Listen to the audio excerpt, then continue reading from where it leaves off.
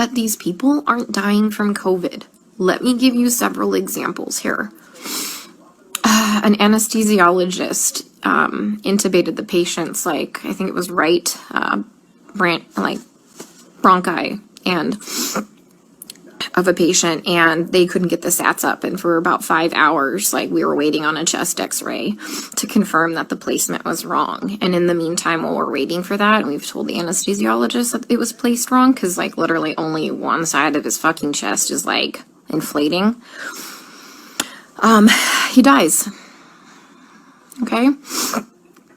A patient had a heart rate of 40, and the resident started doing chest compressions on him, which is not what you do.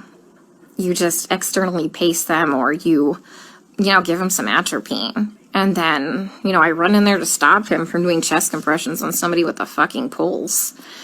And then he decides to push epi. He throws some pads on him to defibrillate the guy in bradycardia. Okay, he has a heart rate of 40 and a stable, bradycardic rhythm. We just need to give him some atropine and pace him. He fucking defibrillates him and kills him. And I was literally ran out of the patient's room to get the director of nursing who was standing out there. And I'm like, can you stop him? He's going to kill that patient. He's going to kill that patient if he defibrillates him with bradycardia and a heart rate of 40. And the director of nursing just shook his head. And I turned around and he killed the dude. Okay? There was a nurse who placed an NG tube into some guy's lungs and filled his lungs with tube feeding. There was a nurse who confused a long-acting insulin with a short-acting insulin and gave 30 units of a fast-acting insulin and killed the guy.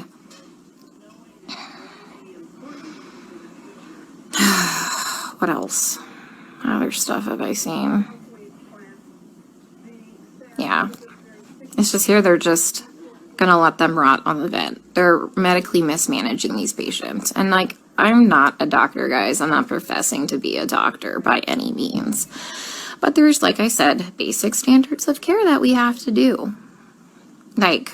When somebody's low on blood, literally on the brink of a critical low blood level, we should replace the blood.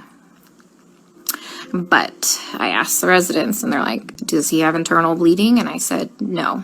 Then they're like, well, we're not replacing the blood. Well, here's the thing. In these COVID patients, they all eventually need a blood transfusion. Their blood, if you don't have enough blood to actually oxygenate your body, the vent settings don't fucking matter, okay? They don't matter because you have no oxygen carrying capacity of your blood, okay? I told you about the patient where all that purulent drainage just kept seeping into his lungs because the ET tube cuff was leaking and nobody has a fucking manometer here to check the pressures. And I finally figured that out. And I kept saying, hey, you know what? His white blood cell count is steadily we're having a problem with it. Do you want to start some antibiotics? No. Well, does he have a fever? And I said, no, he doesn't have a fever. They didn't want to start antibiotics. Day shift nurse finally got a chest x-ray. He has full-blown pneumonia now. I've been telling them this for a while, but because he didn't have a fever, they didn't want to give him antibiotics. We have a nurse who, fell asleep at the fucking nurse's station while we were all in rooms, and her norepinephrine ran out, and the guy had no fucking blood pressure and didn't perfuse his brain, and I'm pretty sure he's brain dead. That same nurse is now running a CRRT machine, a dialysis-like machine, that she has never done before. She said she'll figure it out, okay? I'm pretty fucking smart, and I figure a lot of shit out, but I would never attempt to try and figure out a CRRT machine on the fly. We are adequately staffed. There's a shit ton of staff in there, and we have a nurse who does CRRT in there. She has a different patient load.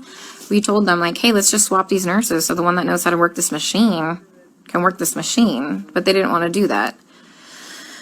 So I'm pretty sure that patient will be dead here in a couple hours. And this is why I freaked the fuck out yesterday. Because nobody is listening. They don't care what is happening to these people. They don't. I'm literally coming here every day and watching them kill them. Like, literally, some of these people are just on sedation to keep them on the vents.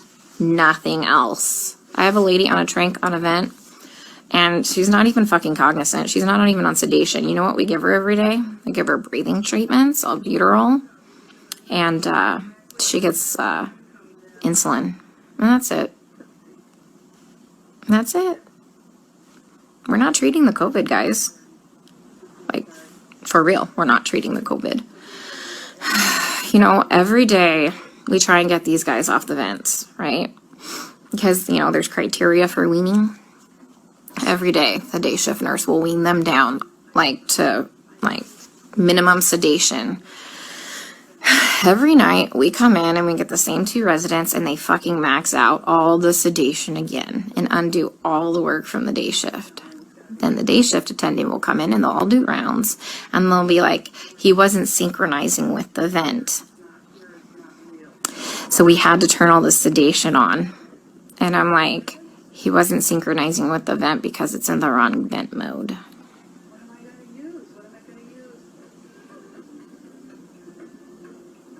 So, I legit don't even know what to do anymore. Like, I tried calling advocacy groups. I tried talking with management here, like the nursing admin. Like, nothing. Nobody's doing anything.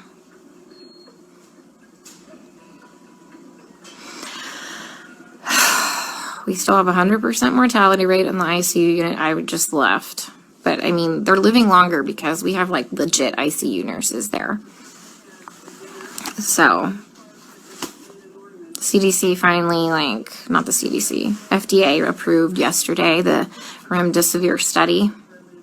Like, to start using remdesivir for COVID patients.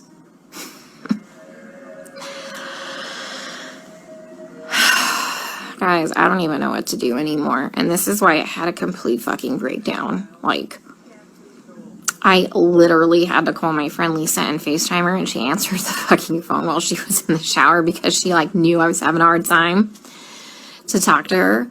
Because it's like going in the fucking Twilight Zone. Like, everyone here is okay with this. Look, the only way I can kind of put this into context for everybody is, and this is going to be kind of an extreme example, this is like really the only thing I can come up with, is like if we were in Nazi Germany and they were like taking the Jews to go put them in a gas chamber, I'm the one like there saying, hey, this is not good, this is bad, this is wrong, we should not be doing this. And then everyone tells me, hang in there, you're doing a great job, you can't save everybody, you're amazing, you're a great nurse.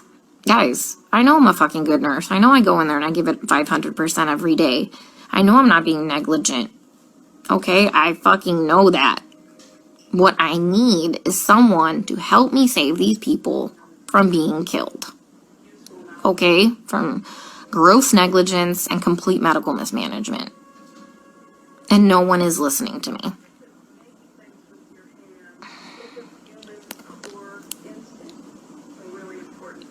Like, for real, nobody's listening. Like, I legit don't know what to do anymore.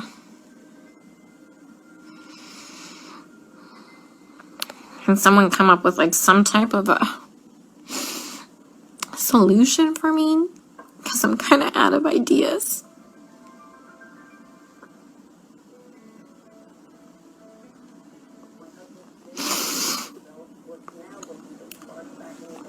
You know, like, and try and talk with some of the other nurses here, and they're like, well, you can't save everybody. And they all know what's happening. They all agree with me, and they all just shake their heads, and I'm like, am I the only one who is not a sociopath?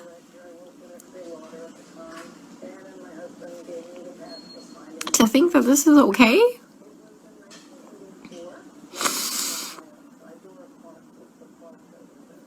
I mean, guys, they literally don't even know when they're dead.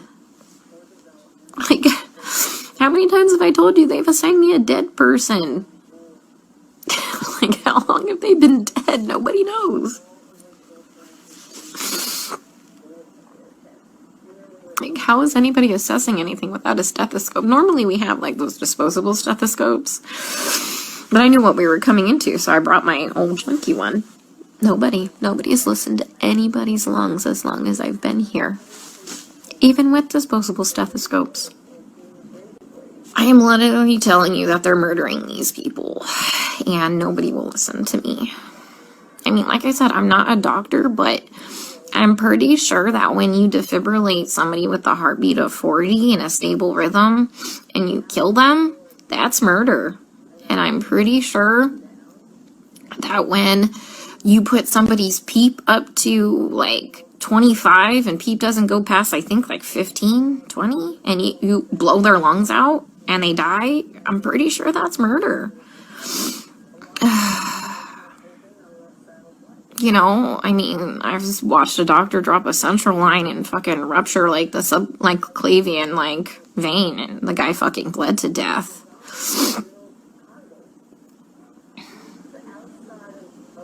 I mean, COVID didn't break that central line.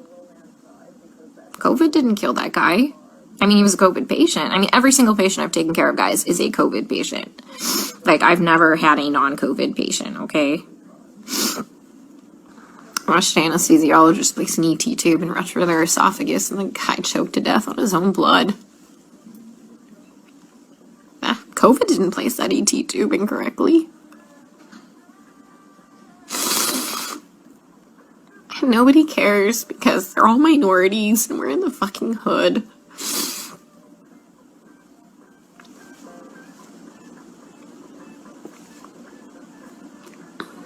You know, and that's just not okay.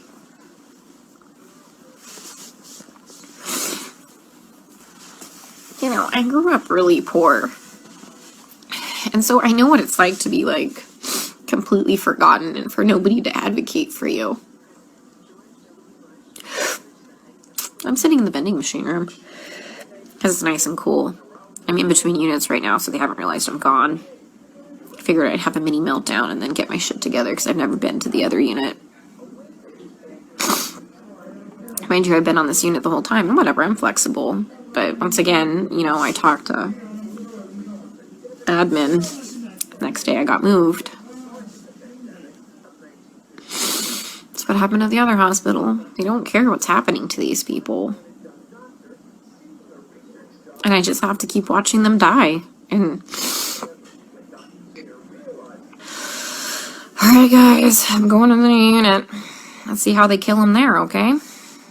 Stay safe, stay out of NYC for your healthcare. Ya es momento de irme, pero no se olviden de comentar, suscribirse y compartir, eso me ayudaría a hacer más videos.